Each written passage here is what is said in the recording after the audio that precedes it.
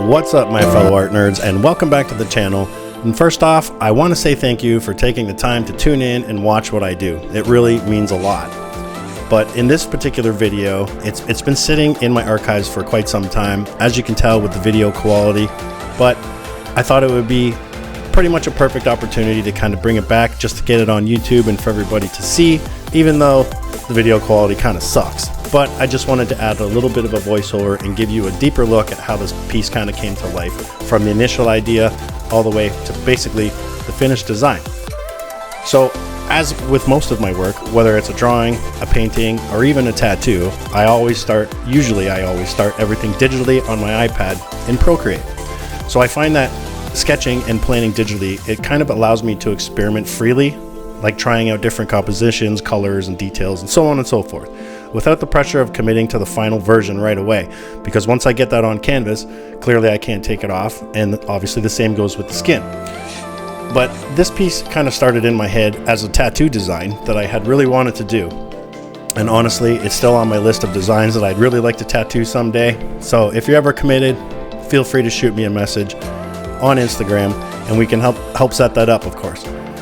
But I had this image stuck in my mind of a colorful woman's side profile with kind of like wispy hair flowing that seemed to float in the air. And it was one of those ideas that kind of kept coming back to me no matter what else I was working on.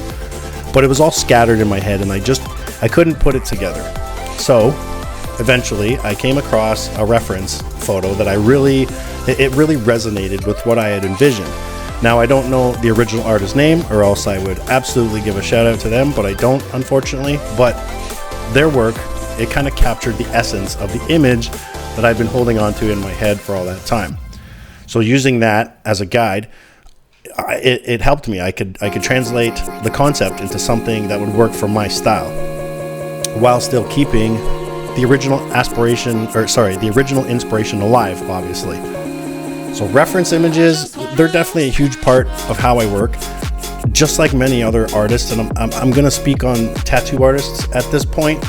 A lot of us do use reference photos, and when I have someone that wants to book in and they're just like, do your thing, I always ask them, hey, is there any kind of reference photos, just to kind of pick your brain and so on and so forth. But the reference photos, they give me something tangible to build from, and I can always just come up with things in my head and just kind of make them all crazy.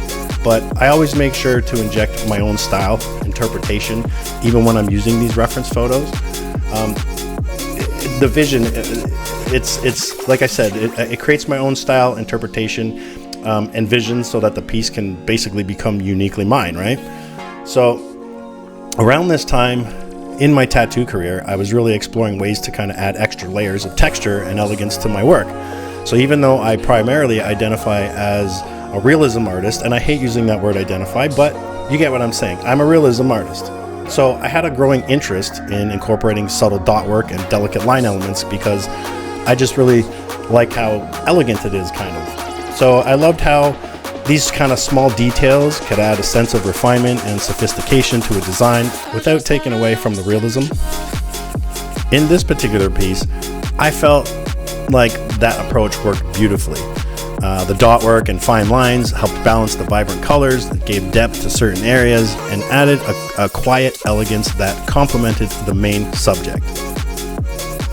And one of the things that I have learned over the years is that art, whether it's on canvas or on skin, it doesn't always need to make perfect logical sense. Sometimes the magic happens in the little unexpected choices that we make along the way. I've noticed that a lot with my art career, for sure.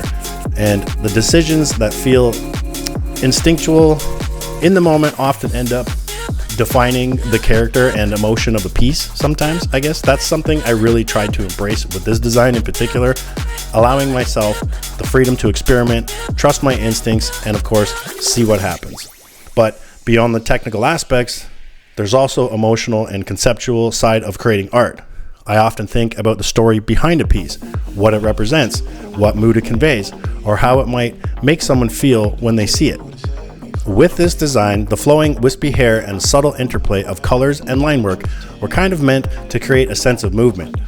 I wanted the viewer to feel something delicate yet vibrant, almost like the piece was alive in its own way. And that's one of my favorite parts of the creative process, is translating a thought, an idea, or a feeling into something visual that others can experience. And in my tattoo work, I found that these concepts often translate very directly. And a tattoo isn't just ink on skin, it's a personal story sometimes, and a symbol or an expression to somebody. Similarly, when I create art on canvas or digitally, I like to think about how the details, the textures and colors can evoke emotion. Even the smallest dot or line can change the feeling of a piece. And while this design began as a tattoo concept, it evolved into something that works as a standalone artwork, a piece I can reflect on and appreciate outside of the context of skin. And I also want to touch on the importance of patience and iteration in the creative process. This piece didn't come together instantly. It kind of evolved over time since it's been sitting in my noodle. So sketches, adjustments, color trials, and refinements. That's why I love digital painting so much. And it's kind of like, it's obviously planning it out before it happens. And like I said, it lets me explore ideas thoroughly, push boundaries, and explore possibilities that I might not have noticed otherwise. And by the time I transferred it to a more permanent medium, I felt more confident that the essence of the idea was captured, but with the richness and the depth that comes from thoughtful experimentation. And that, I think, is what kind of makes art so rewarding. It's not always about perfection or following strict rules. Sometimes it's the beauty in the exploration, basically, the trial and error, and the unexpected results, I guess, you know? And those little discoveries, whether in dot work, color choices, line placement, anything like that, are often what make a piece feel alive, unique, and memorable, really. So I'm really excited to share this one with you again. And with a little bit more context and explanation behind it and the crappy video editing and quality, I hope it gives you some insight into my creative process and maybe even inspires you to experiment in your own art maybe. And whether you're working digitally or on canvas or skin or whatever it may be, don't be afraid to follow your instincts. Just kind of let it happen sometimes. You know, try new things and embrace the unexpected. And that's often where the magic happens. It happens more often than not. But thank you again, guys, for watching and sticking around to see one of my older pieces kind of get a second life. I really appreciate your support and curiosity, and I love being able to share these kind of little glimpses into my processes with you. So if you like what you see, hit subscribe, like, share, all that other fun stuff. And until next time, keep creating, keep experimenting, and remember, sometimes the little unexpected details are exactly what make a piece truly special.